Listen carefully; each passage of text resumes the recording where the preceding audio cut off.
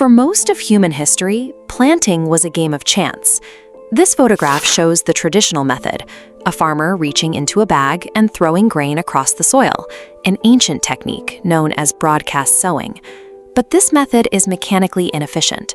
When seeds land randomly, they often cluster together, forcing the young plants to compete for the exact same soil nutrients and water. This lack of order creates a secondary problem. The unpredictable, barren gaps between these clusters allow invasive weeds to take root and easily choke out the primary crop. While ancient Babylonians utilized early manual seed drills, that knowledge did not scale globally. For thousands of years, most of the world remained entirely dependent on the physical chaos of manual scattering. Agriculture eventually hit a ceiling. Human hands cannot maintain high-speed spatial precision over thousands of acres. The global food supply was strictly limited by the mechanical constraints of human labor. As populations grew, this inefficiency became a crisis. There was a desperate need for a tool that could increase output without simply adding more manual laborers. The solution required an engineering shift, a way to force biological growth into predictable mathematical patterns.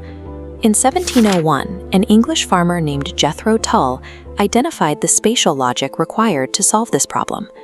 Tull's breakthrough came from observing an entirely different agricultural sector, the vineyard. He noticed that grapevines flourish because they are confined to strict geometric rows, separated by wide, empty spaces.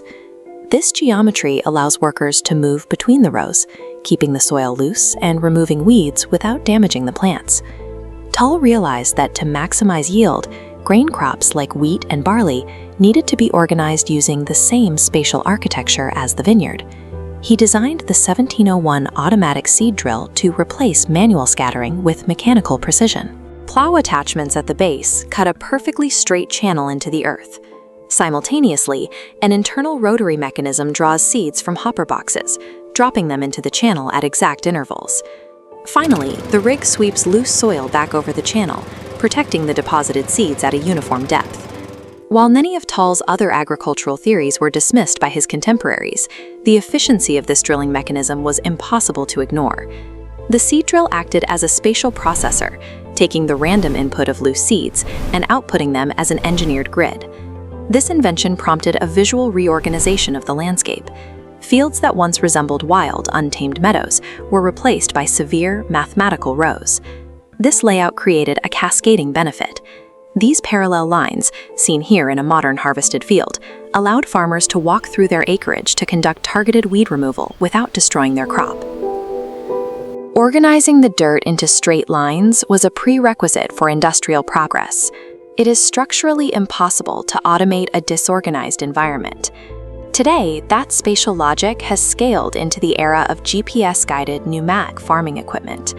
Though the materials have shifted from wood to industrial steel, the core logic of these modern rigs, the cutting discs and the seed delivery tubes, is identical to Tull's 1701 design. This high-speed spatial automation is what allows modern agriculture to produce the massive yields required to sustain billions of people.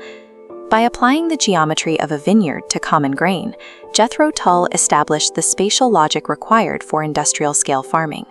He provided the geometric blueprint that remains the primary structural foundation for the global food supply.